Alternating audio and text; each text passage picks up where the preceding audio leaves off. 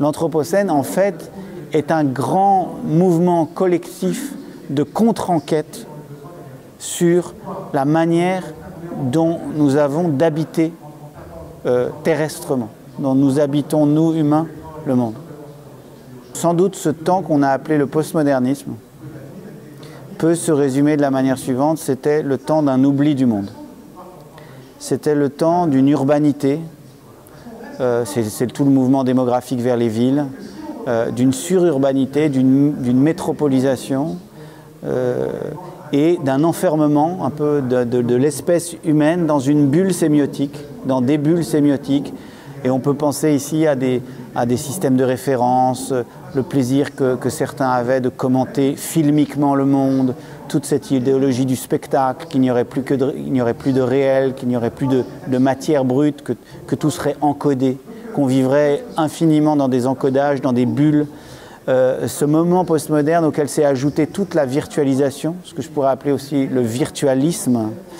et le virtualisme qui concerne et qui commence en fait à s'accroître, à s'accélérer au cours des années 70, qui continue dans les années 80,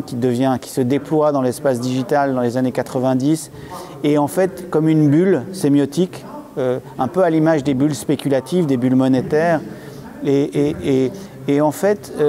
le moment anthropocène éclabousse, éclate, explose à partir du moment où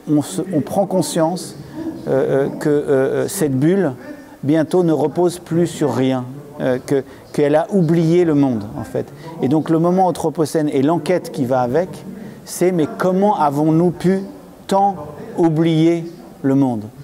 Quand je dis le monde, c'est un entrelac, ça n'est pas le monde réel postulé, ça n'est pas de la matière, ça n'est pas la terre, c'est juste un entrelac, mais c'est la connexion. C'est la connexion, c'est ce qui a été oublié, c'est la façon dont la matière humaine dépend infiniment, totalement, intégralement de la matière monde, de la matière terre, de la matière océanique, de la matière eau. Et donc le moment d'enquête que je désigne et le moment anthropocène, qui pour moi ne font qu'un, c'est ce temps où on se retourne sur cet oubli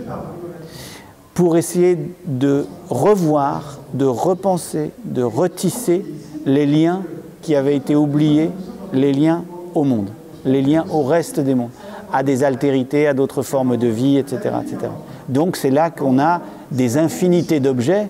qui vont s'intéresser à la connexion à la Terre, à la question de la Terre, à la question de la zone critique, à la question